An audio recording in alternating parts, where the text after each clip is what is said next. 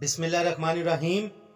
हादसों से भरी जिंदगी में फिर एक खौफनाक सच्ची कहानी के साथ हाजिर हूँ, मगर कमज़ोर दिल वालों के लिए मेरी माजरत, वो इस वीडियो को स्किप कर दें। शुरू करते हैं आज की सच्ची कहानी। ये कहानी है राजू की। उस रात खेतों में पानी देने की बारी राजू की थी। वो अली नवाज चौधरी के खेतों को पानी देने तेज तेज कदमों से जा रहा था। चांदनी रात थी। राजू को लगा कोई पीछे आ रहा है। उसने पलट कर देखा, कोई नहीं था, मगर उसे झांझरों की छन छन कदमों के साथ साफ सुनाई दे रही थी। फिर किसी औरत के हंसने की भी आवाज आई। हंसने की आवाज पर राजू चौंक गया। दूर दूर तक नजर घुमाई, मगर कोई भी नहीं था। ये आज क्या हो रहा है? राजू मन ही मन में बात करता जा रहा था। आवाज मुसलसल सुनाई दे रही थी। फिर अचानक राजू गिरते गिरते बचा। राजू के बिल्कुल सामने किरण खड़ी थी। राजू को अपनी आंखों पे यकीन नहीं आ रहा था, क्योंकि किरण को मरे 1 साल गुजर चुका था और गांव में एक बात आम थी कि किरण एक चुड़ैल है जो लोगों को कब्रिस्तान ले जाकर खा जाती है। 1 साल पहले किरण की जिंदगी बड़ी हसीन थी। वो अपने खामंद कलीम के साथ बहुत खुश थी, मगर गांव के चौधरी को पता नहीं इनसे क्या दुश्मनी हुई कि हर तरफ साबित करवाने लगा कि किरण कोई लड़की नहीं, एक चुड़ैल है। चौधरी के पास काम करने वाले लोग ये बात हर किसी से करने लगे और आहिस्ता आहिस्ता ये झूठ सच माना जाने लगा। जो भी किरण के बारे में ऐसी बात करता, चौधरी इससे खुश होता और उसे इनाम से नवाजता। राजू के दिमाग में वो सब बातें घूम रही थी कि किरण ने कहा, राजू, पहचाना मुझे? कौन हूं मैं? तुम्हें तो याद है, मैं वही किरण हूं जिससे तुमने चुड़ैल साबित करवाया था और चौधरी के साथ मिलकर तुमने मुझे आग लगाई थी। मैं कितना चीखी थी, रोई थी जब मैं जल रही थी और तुम मुझे देख रहे थे। तुम्हें कितना मजा आया था मुझे जलाते हुए। मुझे इस तरह जिंदा जलता मरता देखकर तुम कितना खुश थे। और फिर किरण ने जोर से हंसना शुरू कर दिया और फिर एकदम खामोश हो गई और फिर गुस्से से चिल्लाई, तुम्हारी वजह से मेरा खामंद ये सदमा बर्दाश्त ना कर सका और मर गया।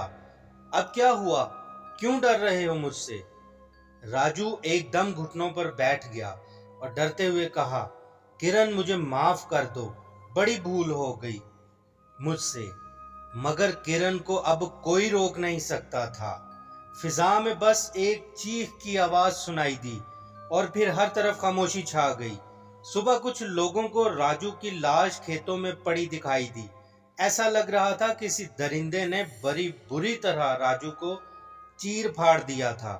राजू की लाश को गांव लाया गया तो कोहराम मच गया, मगर गांव में दरिंदे के अचानक हमले से लोग परेशान थे। ये डर कुछ दिनों में ही खत्म हो गया जब दोबारा कोई ऐसा हमला ना हुआ। इस पर लोग इत्मीनान में आकर अपने काम में वापस लग गए। मगर अभी राजू को मरे कुछ दिन ही गुजरे थे, चौधरी ने दानिश नामी बंदा काम पे राजू की जगह रख लिया था। चौधरी उसको खेत दिखाने खेतों में गया। काम समझाकर वापस जाने लगा। दानिश ने कहा, चौधरी साहब, आपके होंठों पे खून लगा हुआ है। चौधरी को हैरत हुई। अपने रुमाल से खून साफ किया, मगर दोबारा लग गया। बार बार खून साफ करने से भी जब खत्म ना हुआ, चौधरी बुरी तरह डर गया। वो झट से गांव की तरफ वापस गया। हकीम को बुलाया। हकीम भी हैरान था, ये खून निकल कहां से रहा है। कुछ नींद की दवाई देकर हकीम चला गया। चौधरी दवाई लेकर अपने बिस्तर पर लेटा और सो गया। आधी रात के वक्त चौधरी की आंख खुली।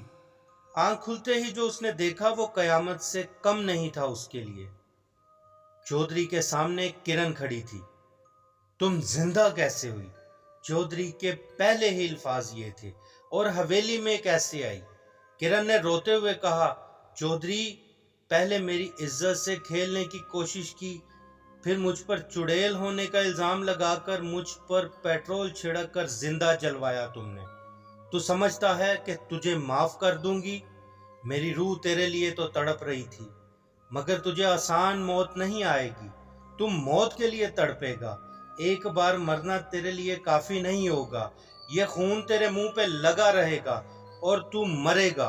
किरण जोर जोर से हंसते हुए गायब हो गई और जो किरण कह कर गई थी बिल्कुल वैसा ही हुआ। चौधरी ना कुछ खा सकता था ना पी सकता था। उसके मुंह में बस खून का जायका रहता था। बहुत डॉक्टर से भी इलाज करवाया, शहर जाकर भी इलाज करवाया, मगर फर्क नहीं पड़ा। कुछ दिन बाद चौधरी को भूख और कमजोरी से लकवा हो गया। वो हर दिन तड़पता। कुछ अरसे बाद वो अपने बिस्तर पर मुर्दा हालत में पाया गया। उसकी गर्दन झटके से तोड़ी गई थी। ये बात एक मुअम्मा बन के पूरे गांव में रह गई, मगर गांव में चौधरी और राजू के अलावा किसी का कोई नुकसान नहीं हुआ था। हादसे जिंदगी के साथ जुड़े हुए हैं। क्या किरण का इस तरह इंतकाम लेना ठीक था? आप कमेंट्स करके जरूर बताइएगा। अपना बहुत सारा ख्याल रखिएगा। मिलते हैं ऐसी ही सच्ची कहानी के साथ अगली वीडियो में। लाइक सब्सक्राइब करना मत भूलिएगा। तब तक के लिए अल्लाह हाफिज।